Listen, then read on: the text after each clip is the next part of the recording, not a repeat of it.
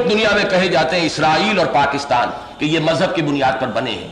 مجھے اسرائیل کے بارے میں اختلاف ہے، وہ میں بعد میں عرض کروں گا، لیکن یہ کہ پاکستان کے بارے میں کہیں اختلاف کی گنجائش نہیں ہے کہ یہ مذہب کے نام پر قائم کیا گیا. اس نعرے سے مسلمان متحد ہوا ہے، اس کی موٹیویشن جو ہوئی ہے، وہ جو مسلم لیگ کے جھنڈے تلے آیا ہے تو وہ اسی نعرے سے آیا، لہذا بنا تو یہ پاکستان اسلام کے نام پر ہے. البتہ اب دوسرے لیول پر آئیے، اگر ہم یہ کوسچن پوز کریں کہ تحریک پاکستان کا اصل جذبہ محرکہ کیا تھا، تو میرے نزدیک یہاں اختلاف کی بڑی گنجائش ہے. یہ وہ ہے کہ اصل محرک کیا ہے. اور سب سے پہلے میں آپ لوگوں کے لیے شاید حیرانی کی بات ہو، میں ڈنکے کی چوٹ کہہ رہا ہوں کہ اصل جذبہ محرکہ مذہبی نہیں تھا. اس لیے کہ کسی بھی تحریک کا جو اصل جذبہ محرکہ ہے وہ سب سے گاڑھی شکل میں نمایاں طور پر نظر آنا چاہیے اس کی قیادت میں. اور آج اس حقیقت کو ہمیں ماننا چاہیے، یہ باتیں کہنے کی جرأت اب پیدا ہونی چاہیے. تحریک مسلم لیگ کی قیادت جو ہے مذہبی لوگوں پر ہرگز مشتمل نہیں تھی. بعد میں مذہبی لوگ اس کے ساتھ شامل ہو گئے ہیں، سپورٹ کیا انہوں نے، اصل قیادت نہیں تھی. اس کو ذرا اس فرق کو ذہن میں رکھیے کہ ایک ہے شریف انسان، باکردار انسان، سچا انسان، دیانتدار انسان، ایک ہے مذہبی انسان. میں ان الفاظ کی جو کنوٹیشن ہے اس کے فرق کو ذہن میں رکھیے. باقی چیزیں میں اس وقت ان میں سے کسی کی نفی نہیں کر رہا، لیکن جس چیز کی نفی کر رہا ہوں دھڑلے کے ساتھ وہ یہ ہے کہ مذہبی لوگ وہ نہیں تھے. ان کی اکثریت پریکٹسنگ مسلمز پر مشتمل نہیں تھی. یہ بات جو ہے ہمیں اچھی طریقے سے سمجھنی چاہیے، ماننی چاہیے. اس کے لیے میں ایک امانت ہے جو آج آپ کے حوالے کر رہا ہوں، پروفیسر چشتی صاحب کی بتائی ہوئی ایک روایت جس کے کہ وہ چشمدید گواہ ہے جس واقعے کے، اور انہوں نے مجھے سنایا. میری نوٹ بک میں لکھا ہوا ہے، وہاں سے لس بلس نقل کر کے لایا ہوں. سن 42 میں جالندھر میں مسلم لیگ کی ہائی کمانڈ کا ایک جلسہ ہوا تھا کہ سکھوں کے ساتھ ڈائیلاگ شروع کی جائے، اس کے لیے کوئی اصول معین کیے جائیں، ان کے ساتھ کوئی بات شروع ہو سیاسی مفاہمت کی. جالندھر میں احسان علی صاحب، خلف الرشید خان بہادر، انعام علی صاحب کے مکان پر یہ جلسہ ہوا. اس جلسے میں مسلم لیگ ہائی کمانڈ کی 23 بڑی شخصیتیں جمع تھیں. قائد اعظم بھی تھے، لیاقت علی خان بھی تھے، نواب اسماعیل خان بھی تھے، چودھری خلیق الزماں بھی تھے، سردار اورنگزیب بھی تھے، قاضی عیسیٰ صاحب بھی تھے، چندری گر صاحب، اے کے فضل الحق، سیٹھ ابراہیم جعفر پونا والے، مولانا اکرم خان، یہ نام تو انہیں یاد رہے. خود چشتی صاحب اس میں شاہ نواز ممدوح صاحب کے نمائندے کی حیثیت سے شریک تھے، اس لیے کہ وہ بیمار تھے. ایک وہاں خاتون بھی تھیں برقعے میں، مولانا محمد علی جوہر کی بیوہ. چشتی صاحب کا مشاہدہ یہ ہے کہ مغرب کی نماز کا وقت آیا اور نکل گیا. اس پورے جلسے میں سے سوائے 2 افراد کے کسی نے کھڑے ہو کر مغرب کی نماز نہیں پڑھی. ان 2 افراد میں سے ایک چشتی صاحب خود تھے اور دوسری بیوہ بیگم محمد علی جوہر مرحوم. اس سے اندازہ میں صرف آپ کو یہ دینا چاہتا ہوں.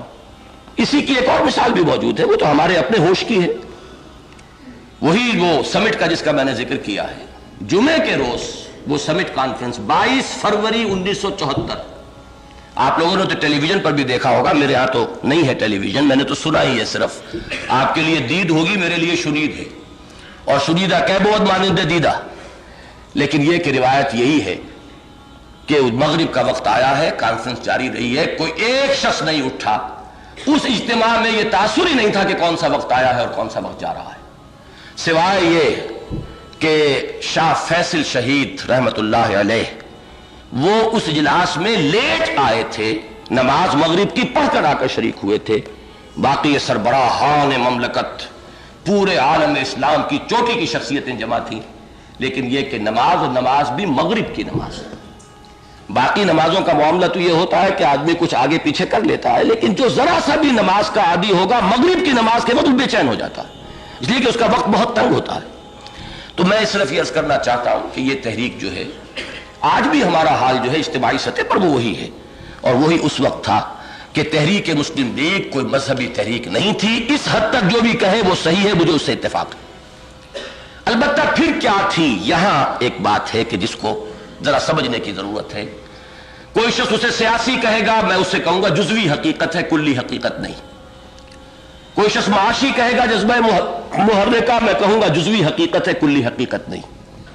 تو پھر ہے کیا؟ میرے نزدیک اس کے لیے صحیح لفظ ہے قومی تحریک تھی، اور قوم میں ظاہر بات ہے اس کی معیشت بھی آئے گی، اس کا معاشرتی نظام بھی آئے گا، اس کی زبان بھی آئے گی، اور اس کی جو سیاسی مصلحتیں ہیں وہ بھی آئیں گی۔ قوم تو ان تمام چیزوں کا مجموعہ ہے، اور یہ کہ مذہب بھی بہرحال قوم کی سطح پر کسی نہ کسی درجے میں اس میں شامل ہو جائے گا۔ میں یہ سمجھتا ہوں کہ اس حقیقت کو ہمیں ماننا چاہیے کہ اصل میں یہ ایک چھوٹی قوم کا ایک فیئر کمپلیکس تھا ایک بڑی قوم کے مقابلے میں، جس کے نتیجے میں پاکستان وجود میں آیا ہے۔ شاید کچھ حضرات کہیں کہ یہ نیگیٹو جذبہ محرکہ ہوا، میرے نزدیک دنیا میں بڑے بڑے واقعات اسی فیئر کمپلیکس کے نتیجے میں وجود میں آتے ہیں۔ چھوٹی قوم کو اندیشہ تھا کہ بڑی قوم ہم سے انصاف نہیں کرے گی، نہ صرف یہ کہ انصاف نہیں کرے گی، انتقام لے گی 1000 سالہ شکست کا۔ جو نہرو کی بیٹی نے باقاعدہ جو الفاظ کہے ہیں فال اور ڈھاکہ کے بعد، وہ آپ کو یاد ہوں گے کہ ہم نے اپنی 1000 سالہ شکست کا بدلہ چکا لیا ہے۔ یہ کوئی پٹیل نہیں تھا کہنے والا، یہ بلکہ نہرو کی بیٹی، موتی لال نہرو کی پوتی، کہ جن کا مذہب سے کوئی سروکار نہیں، کوئی تعلق نہیں۔ اگر اس قوم کی ایک ایسی عورت بھی اپنے اندر وہ انتقام کا جذبہ اس قدر شدت کے ساتھ رکھتی کہ اس نے بڑبڑا یہ الفاظ کہہ دیے، حالانکہ وہ بڑی سیاستدان تھی، اسے الفاظ جو ہے بہت ناپ تول کر ادا کرنے چاہیے تھے، لیکن اس نے بڑبڑا کہا۔ دل میں جو ہوتا ہے، عربی کی ایک مسئلہ ہے کہ ظرف میں جو ہوتا ہے ٹپکتا ہے، تو جو بھی برتن میں ہوگا وہی ٹپکے گا۔ تو وہ جو انتقامی جذبات تھے، اصل میں ایک چھوٹی قوم کو یہ اندیشہ ہوا کہ بڑی قوم اس کے ساتھ انصاف نہیں کرے گی، بلکہ یہ کہ انتقام لے گی، اسے معاشی طور پر بھی ایکسپلائٹ کرے گی، سماجی اعتبار سے اس کے تشخص کو ختم کرے گی، اور اس میں تو جیسے کہ شواہد موجود تھے مذہبی سطح پر بھی وہ ریکلیم کرنے کی فکر میں تھے کہ جتنے لوگ ہندوستان میں سے مسلمان ہوئے ہیں، یہ تو در حقیقت ہماری کھوئی ہوئی بھیڑیں ہیں جنہیں ہمیں ریکلیم کرنا ہوگا۔ یہ اصل میں خطرہ، یہ اندیشہ تھا، لہذا تحریک پاکستان کا اصل جذبہ محرکہ قومی ہے۔ لیکن اب آئیے تیسرے لیول پر، وہ جہاں سے سب سے زیادہ صاف شفاف پانی ملتا ہے، جو آج کل آپ پینے کے استعمال میں لاتے ہیں۔ تیسرا سوال یہ کیجئے کہ اس چھوٹی قوم کا جسے یہ اندیشہ لاحق ہوا تھا، اس کی قومیت کی اساس کیا تھی؟ وہ قوم کس بنیاد پر تھی؟ یہاں جواب ملے گا، یہاں پھر اختلاف کی کوئی گنجائش نہیں کہ اس کی قومیت کی بنیاد صرف اور صرف دین اور مذہب اور اسلام تھا۔ وہ کسی نسل کی بنیاد پر ایک قوم نہیں تھی، یہ میں بعد میں تجزیہ کر کے بتاؤں گا۔ اسی طریقے سے وہ زبان کی بنیاد پر بھی ایک قوم نہیں تھی، اگرچہ ایک زمانے میں اردو کو ایک قومی زبان اور تحریک پاکستان کے ساتھ سینونیمس ہونے کا اور مترادف ہونے کا مقام حاصل ہو گیا تھا، لیکن یہ کہ بہرحال اس قوم کی قومیت کی بنیاد اردو زبان نہیں تھی، کوئی علاقہ اس کی قومیت کی بنیاد نہیں تھا، کوئی ٹیریٹوریل نیشنلزم نہیں تھا، وہ صرف اور صرف مذہب کی بنیاد پر ایک قوم تھی۔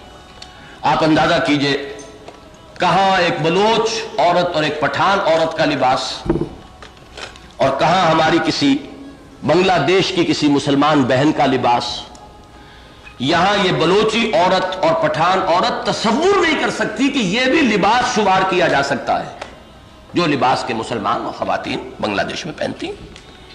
ان کے کھانے پینے کی ہیبٹس مختلف ہیں، وہ جو بھات کھاتے ہیں اس میں سے جو بدبو کے بھبکے اٹھ رہے ہوتے ہیں، اور جتنی بدبو اٹھے اتنا ہی ان کو اس کے اندر لذت محسوس ہوتی ہے، جتنی پرانی ہوئی مچھلی ہوگی اتنی ہی ان کے لیے وہ زیادہ لذیذ ہے۔ ہم اس کا تصور نہیں کر سکتے، اس کے قریب نہیں جا سکتے۔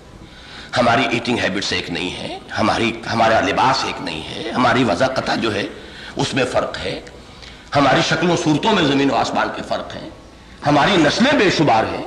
تو کسی بھی اعتبار سے یہ قوم نہیں تھے، قوم تھے تو صرف اور صرف مذہب کی بنیاد پر، لہذا ہم وہیں آ گئے جہاں سے چلے تھے۔ پاکستان کی اساس سوائے مذہب کے اور کوئی نہیں۔ یہ وہ حقیقت ہے جسے اگر صحیح طور پر ریکگنائز نہ کیا جائے، اس کو صحیح اہمیت دے کر اپنے دل میں بٹھا نہ لیا جائے، اپنی آئندہ کی سوچ کا اسے کارنر سٹون اگر نہیں بنایا جائے گا، تو آپ کی سوچ کسی وقتی تاثر میں ادھر یا ادھر بھٹک جائے گی۔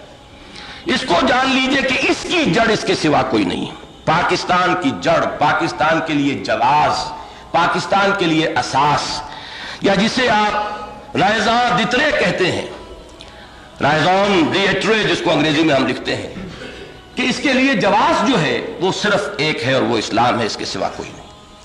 لہذا یہ مستحکم ہوگا تو اس جڑ پر، اس کے اندر توانائی آئے گی تو اس کی اساس پر، اس کا بقا ممکن ہے تو اسی کے حوالے سے۔ کوئی اور چیز اس کے استحکام کی اساس نہیں بن سکتی، کوئی اس کے بقا کے لیے اور اس کے دوام کے لیے کوئی چیز سہارا نہیں بن سکتی۔